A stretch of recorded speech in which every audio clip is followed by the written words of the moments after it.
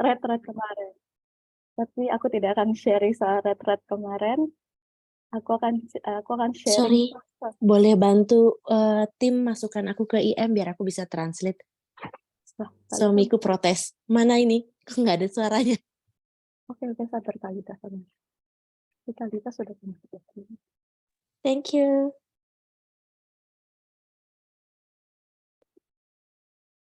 Maaf ya, Zoom admin-nya aku juga.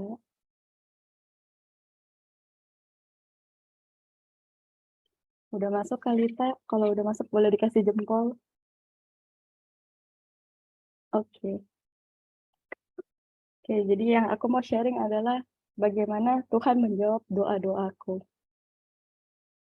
Jadi waktu aku daftar retret, aku sebenarnya masuk waiting list. Jadi aku bukan orang yang daftar udah pasti ikut retret. Aku sempat dakdikduk juga, aku bisa ikut retret apa enggak, karena kalau mau ikut retret aku harus beli tiket ke Strasbourg. Dan itu ya susah, kalau mepet-mepet harganya mahal gitu kan ya. Terus tapi ternyata akhirnya aku dapat berkat, Kesha ngasih tahu ke aku sebelum aku dapat, dari tim retret kalau aku bisa ikut retret. Aku cari tiket segala macam, yang ada tiketnya mahalnya minta ampun. Sebenarnya aku udah sempet, nggak jadi aku pengen nggak jadi ikut karena mahal banget gitu. Tapi kan sayang ya, udah dikasih kesempatan sama Tuhan aku boleh ikut retret, tapi masa aku batalin tiba-tiba cuman karena harga tiket ke Strasbourg-nya mahal.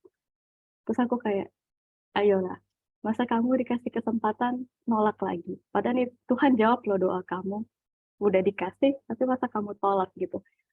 Terus ya udah akhirnya aku beli tiket dengan harga yang lumayan ya, rada bikin ngelus dada gitu ngelihat harga tiketnya. Tapi ya udah, aku tuh terus udah masuk gitu, tiba-tiba aku, diundang masuk, di-invite ke grup WhatsApp PAW buat retret.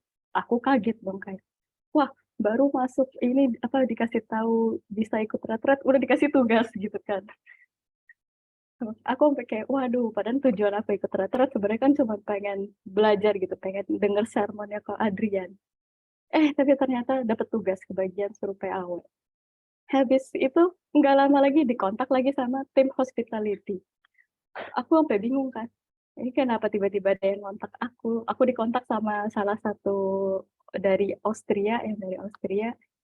Dia bilang, "Oh Caroline, kamu mau ini, boleh minta nomor WhatsApp kamu, kita mau masukin kamu ke tim hospitality." Jadi tanpa persetujuan aku udah dimasukin ke 2 tim gitu, dicemplungin, yang aku kayak, "Loh kok ini aku bisa maksudnya biasanya kan kalau ditanya kalau kamu mau tugas atau mau pelayanan kan ditanya dulu kan kamu mau apa enggak gitu, tapi ini langsung dimasukin." Aku udah kayak, waduh, sebenarnya aku udah kayak, ih aku kan pengen ikut retret tapi kok dikasih tugas gitu kan, aku pengennya mendengarkan gitu, jadi tamu gitu kan.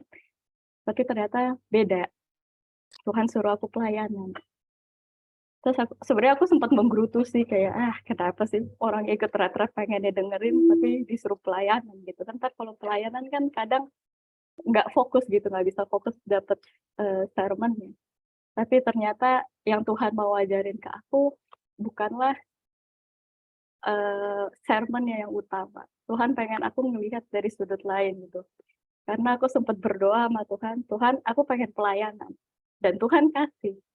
"Tuhan, aku pengen ikut retret." Tuhan kasih. Cuman balik lagi ketika Tuhan kasih, apakah akunya mengiyakan gitu? Apakah akunya menerima apa yang udah aku minta ke Tuhan, Tuhan kasih, atau aku tolak lagi gitu kan.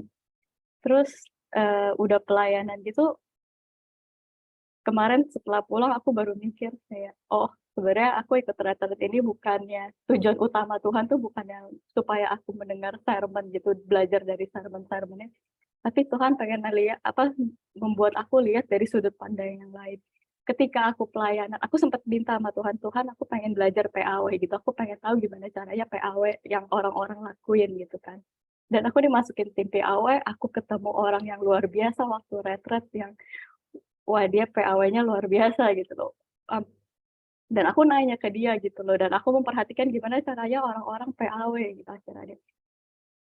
Dan itu sebenarnya juga rada-rada bikin stres karena aku disuruh main piano, aku nggak punya piano di sini. Jadi aku nggak bisa latihan. Kemarin aku bantu PAW di sana, aku latihan ya 2 jam sebelum atau setengah jam sebelum PAW itu mulai gitu. Rada bikin stres sih, tapi ya aku punya kesempatan untuk belajar dari orang-orang yang memang udah ada di bidang itu. Dan aku sangat bersyukur sekarang aku ngerti PAW-nya itu gimana, dan aku punya kesempatan untuk melayani Tuhan di saat yang sama dan aku bersyukur banget di situ. Dan nggak cuma itu doang, aku ngelihat bahwa nggak cuma aku gitu loh yang, apa ya, ada perjuangan, ada yang harus harga yang dibayar. Semua orang ada harga yang dibayar, kayak Kak Dea dan Kak George mereka nenteng-nenteng kerdus gitu kan dari Marseille ke Strasbourg. Ada yang dari Jerman bawa gitar, bawa bass, bawa kahon, segala macam, dan itu mereka rela gitu jauh-jauh bawa barang-barang itu untuk pelayanan. Sedangkan aku datang, aku cuma bawa tas ransel satu, aku nggak perlu menenteng apapun gitu kan. Yang aku lakukan di sana cuman pelayanan yang udah mereka bawain gitu barang-barangnya. Dan aku kayak, "Oh, iya ya, aku harusnya bersyukur walaupun harga yang kubayar waktu itu tiket yang kubeli itu mahal, atau aku harus lewat berjam-jam untuk balik lagi sampai ke tempatku, tapi ada orang lain gitu loh yang membayar harga lebih daripada aku." Bahkan tim hospitality ada yang kita ikut retret untuk dengerin sermon, tapi yang mereka lakukan adalah mereka masak untuk kita dan mereka mendengarkan sermon melalui Zoom walaupun mereka ada di tempat yang sama sama kita. Dan aku kayak amazed banget ngelihat pelayanan mereka semua, ngelihat orang-orang yang berapi-api di dalam Tuhan, belajar banyak dari bahkan aku belajar juga dari orang-orang yang lebih muda dari aku, pengalaman mereka dengan Tuhan, gimana caranya mereka membimbing orang-orang ke Tuhan. Aku juga belajar banyak dari situ sih. Jadi, ya ketika kita punya doa, kita minta sesuatu sama Tuhan, ketika Tuhan jawab, habis itu ya jangan ditolak gitu loh. Jangan jangan nggak tahu diri gitu. Dan yang aku mau bilang juga, Tuhan akan menjawab doa kita, nggak tahu kapan, tapi dalam perjalanan Tuhan menjawab doa kita itu, kita pun diajarin sama Tuhan untuk ya Tuhan membentuk hati kita untuk tahu lagi cara berdoa yang lebih benar, doa apa yang harus kita lontarkan, dan yaitu kebesaran Tuhan, kebaikan Tuhan, kasih-Nya Dia nggak pernah terputus. Doa-doa kita semua didengar sama Tuhan, yang baik, yang buruk, atau ya yang apapun itu, tapi Tuhan selalu mendengar. Tuhan selalu ada untuk kita. Itu aja sih yang aku mau sharing hari ini.